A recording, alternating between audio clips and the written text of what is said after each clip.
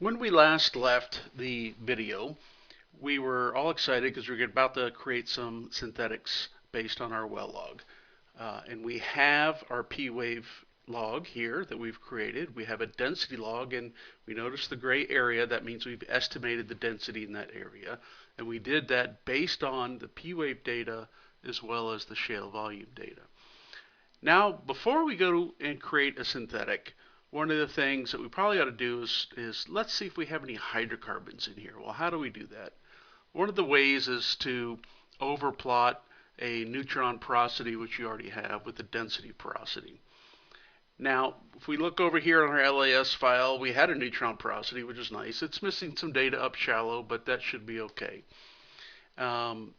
But we do not have a density porosity. So how do we create one? We go to the custom curves, we right mouse on it, we go add custom curve. And we look at the log parameters that we have. And again, there's a whole bunch of these if you recall, but one of them is density porosity.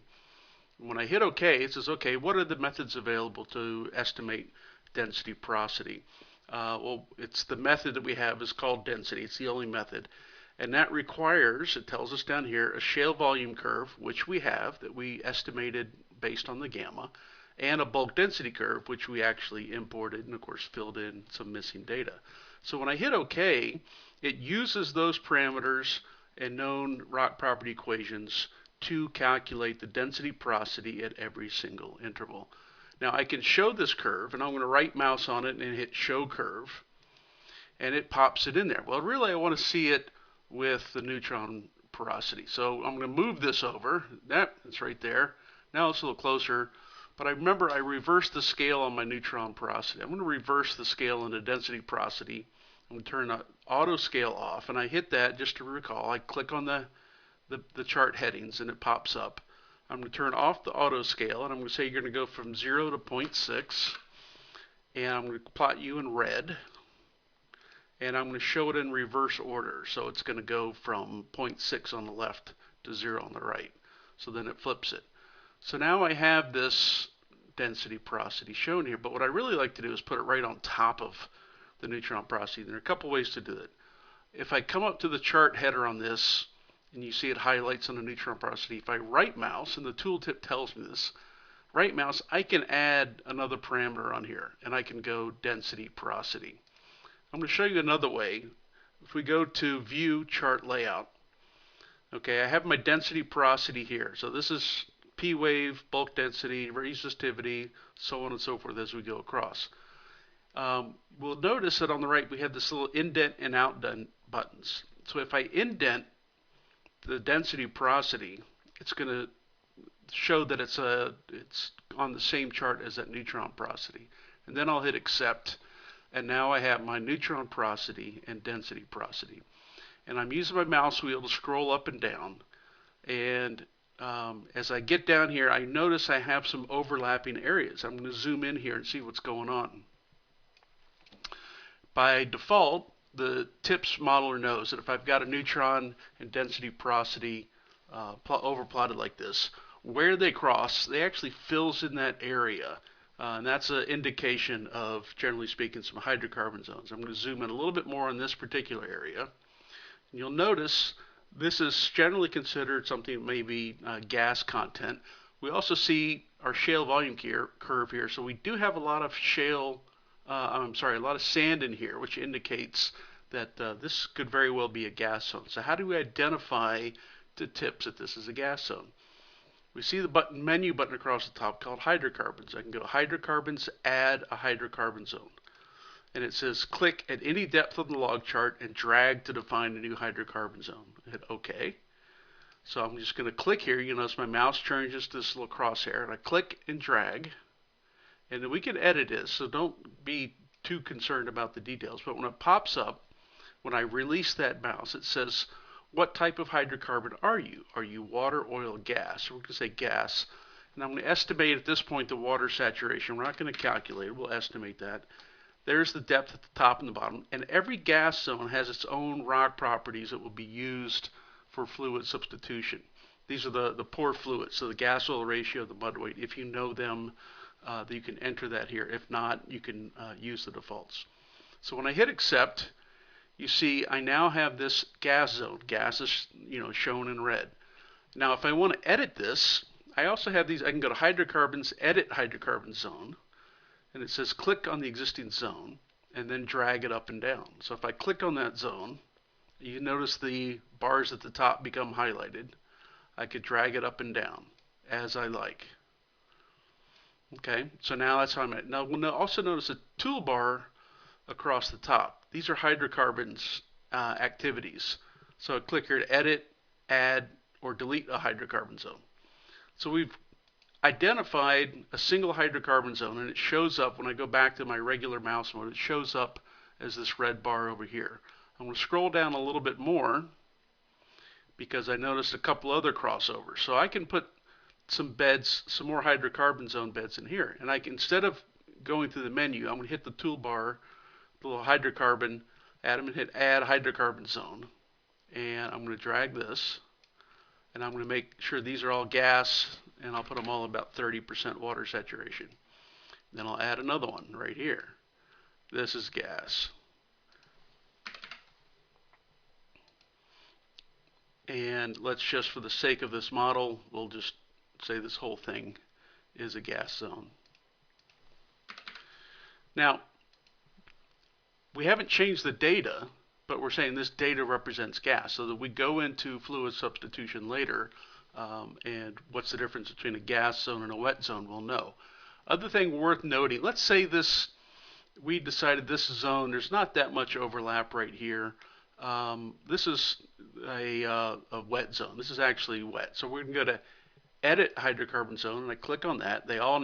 These bars come across, and I'm going to click on this zone, and I'm going to change it to water 1.0, full water saturation.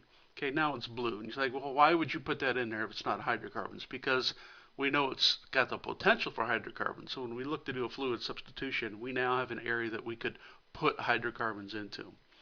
So go back, and I'm going to zoom out just a little bit, and we can see that we have identified hydrocarbon zones in these various areas in our model. Okay, so that's how we define hydrocarbon zones. Very simple. Now, let's go create some synthetics. So I'm going to go to synthetics, and I'm just going to do some 1D models. It's the easiest place to start out. So when I click that, this window pops up, and let me make sure I move it to where everyone can see it. And the window pops up, and you see these well log curves on the left, and synthetics with some space over here, because we can add more models on the right. The bar in the middle, if you mouse over it, you see there, we can drag this to make a nice picture. The curves that are shown here the first time through are going to be the same as what we have on the main menu. But if I don't want to see all those curves when I'm looking at my synthetics, I can go across the top of this menu and hit View Well Log Layout. And I don't want the resistivity, I don't want the SP, and I'll put my density porosity back over here, and I'll make sure it's on the same chart. So I'm changing the layout. So I've got P wave, bulk density, neutron porosity with density porosity, and the shale volume. Okay, now this menu, looking at the synthetics, this layout of the well logs is completely independent than what's on the main screen, because this is set up so that you can create some pictures.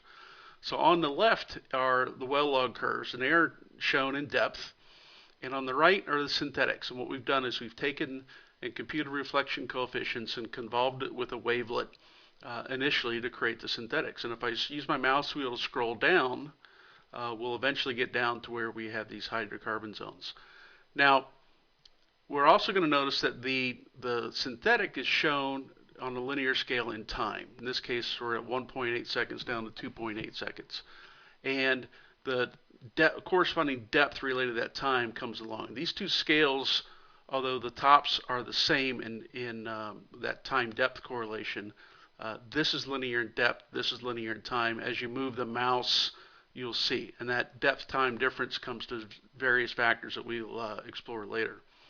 So how did we get this synthetic? We can see we have this gray bar here, tells me the wavelet. I have a Ricker 40 Hertz wavelet at 1 millisecond. And I'm showing that information right there. Now also, across the bottom of this, I have version information and date, but I have the depth time correlation. So what's the time the log start? I don't have a check shot. I haven't applied any stretch and squeeze, and I have no time shift. So I haven't done any of that because we haven't gotten into that. Then over on the right, I have the trace min max set at plus or minus 0.2. We can change that to be an auto scale up, but it's always good to have that. So the first question is, well, how do we change this wavelet? The easiest way, we can go to synthetic, add synthetic model, but I like to just click on the little wavelet icon at the top. And when I click on that, it pops up and it tells me I have a wavelet. It's a Ricker. I'm looking at a conventional primary synthetic. There are other options to look at internal multiples that we'll get into. But if I want to change that wavelet, I click on the buttons next to Ricker, and up pops our standard wavelet menu that you would use throughout the application. We're showing the parameters that we're using. We have some standard wavelets here. If we had imported some wavelets from seismic data, they would be present as well.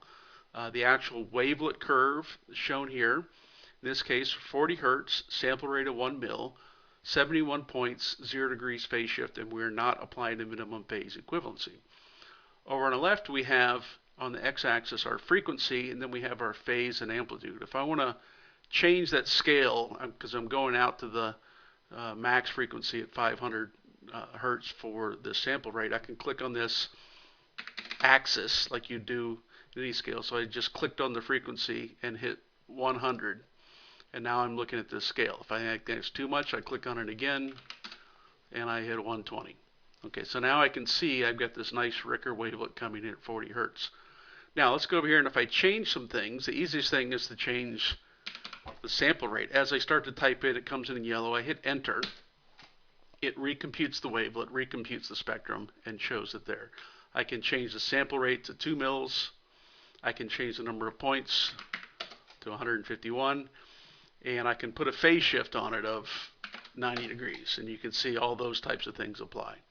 For now, all I'm going to do is I'll leave this as a 0 degrees phase wavelet at 25 hertz Ricker frequency. Now again, initially I was at 40 hertz, and when I hit accept, you'll notice the data changes. So now I'm looking at a Ricker 25 hertz. Boy, sure nice to see how that compares to one with 40 hertz. Well, the easy way to do that is we go to synthetic, add synthetic model. And all I'm going to do is take this information, and from this model that's currently shown, and I'll copy it. So now I'm adding one, but I need to give it a different wavelet. Let's go up to, so I click on my wavelet, and I'm going to give this one a 40 hertz wavelet, which is what we had previously. Okay, so now, side by side, I have my 25 hertz and a 40 hertz. So you could see why we have this open space. I can add another model. It always picks up the one that's on the end. Let's go the opposite direction, and let's put one in at 12 hertz. Give it a few more points. Okay, so now I have a low frequency. Well, I'd like to have this over here. So I've got these little buttons at the top that will move the models. And I'm going to move that one over. So I'm going from 12 hertz, 25 hertz to 40 hertz. So this is one way that we can continually add synthetic models in 1D and compare them side by side. A few quick things on the controls. I have a button here to decrease the traces per inch. Same with the time scale. The wiggles, we can fill the peaks and troughs with different colors. If I go to trough fill, I click it. I want to show the troughs, but currently they're in white. I'm going to click that again, and I'll make that red. So I just click on the color. So now I've got peaks in black, troughs in red.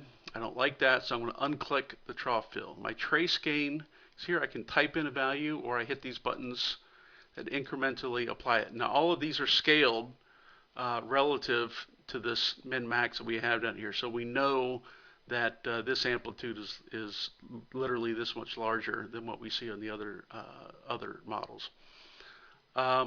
I'll show one other model that we can do. It's not really exciting here, but just so that we know that we have it, I could go to synthetic, add synthetic model, and it's going to pick up this last one. And what I'm going to do is I'm going to say instead of a conventional primary, you're generalized primary plus multiples. And there are other options you can have here to extend the time, consider surface reflectivities. So if you have an area with multiples, or if you want to see if I have multiples in my data, I would hit accept. Okay, so now I have the same model, but now this has got internal multiples in it, and I can see what impact internal multiples might have. We're not going to get into that too much right now. Now, a couple other things that we can control. I have synthetic controls, where I can go to the top menu and hit display controls. Those are their wiggle colors. This is where we set the min and max scale. How many traces do I want to show in each one? Again, we're looking at 1D near traces. Those are there. I have a little highlight button, and if I click on that and move, as I'm moving it, I'm getting the values. So that's nice. So I can see the relative value in the peak. Right now I'm at about 9,300 feet. So I'm right on that peak. I'm at 2.45 seconds, and I can see this is the value on amplitude value on each one of these curves. So I can see that impact as we move. That's a nice little thing. If you don't like it, you turn that off.